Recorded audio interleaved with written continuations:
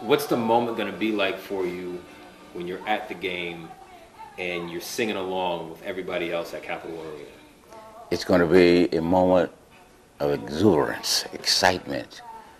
I've been working on this project for approximately 6 or 7 months, and it has come to reality. It's like a mission accomplished. Did you think you would get to this moment when you decided, let me start calling all these NBA teams up? Did you ever think it will end singing the song and you're at the game because the team that you reached out to gave you tickets? I did think it. I'm a possibility thinker. And so whenever I start to do anything, I see it to fruition.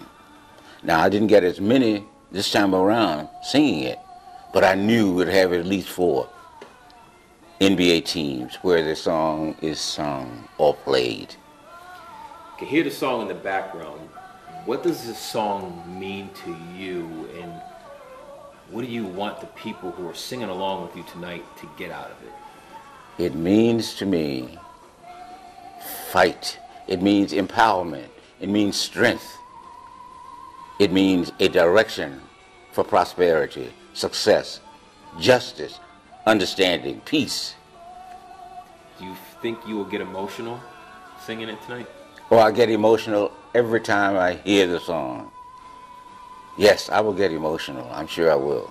Why does it make you emotional? Because as a child, in a little place called Orange, Virginia, not far from here, we had to learn it. We had to recite it. We had to sing it. We sang it at church gatherings. We sang it at athletic events. It was a part of us. And the teachers made sure that we all learned it because she or he knew that it would strengthen us to be better people. Yeah, just listening to you, we're big on just, Black History period. And so just hearing, I respect my elders, and you've been on this planet longer than me, and so obviously you've seen more than me. And just hearing you talk about it and what it means to you, I'm telling you, that's it inspired. As soon as we read about it, we're like, oh, this is great. You know what?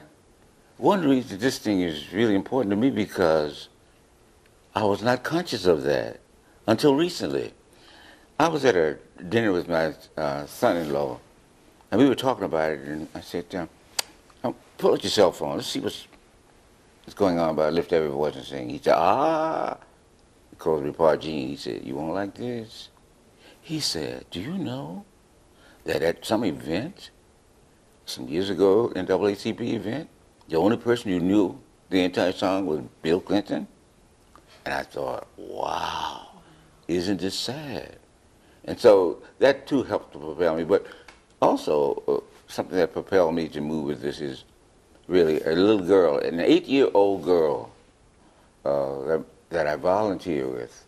She would come by every day after I told her about Lift Every Voice and Singing. She said, you have not done your job, Dr. Williams, until you get the Golden State Warriors to sing it. That's what she said.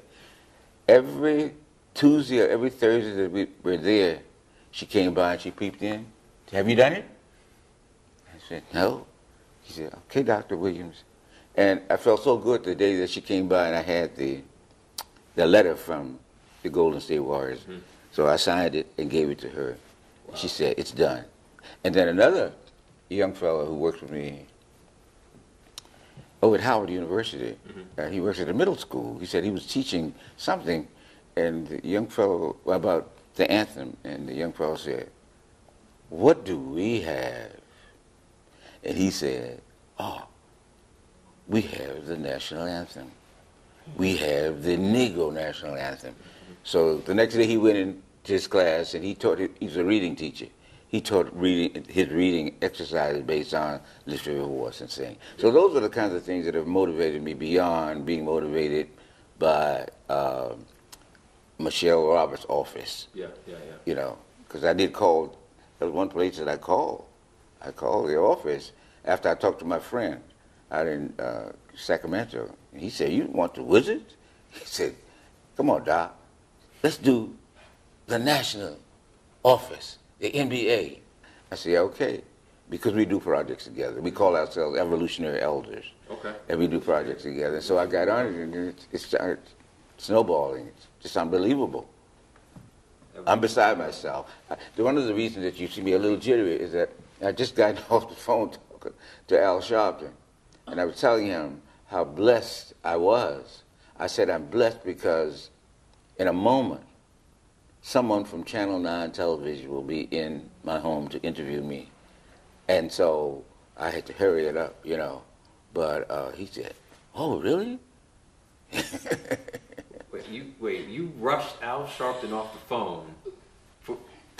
Al, Are you? Al is old hat. Do you know him fairly well? I know him only. I've only met him twice. Yeah, yeah. And I call in all the time. Yeah. Because, you know, I spend a lot of time listening to talk shows. Carl Nelson, I don't know if you don't have time to listen to those kind of shows, but Carl Nelson is another racially conscious show that comes on WL, Kathy Hughes station.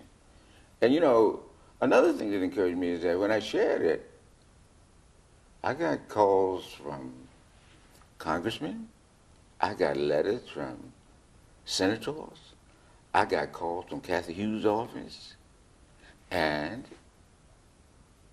the Tom Joyner show has run discussion. I wasn't interviewed, just talked about it. Sybil talked about it twice in the last 2 weeks. Because my son, who's 48, said to me, Dad, you need to really get somebody behind this.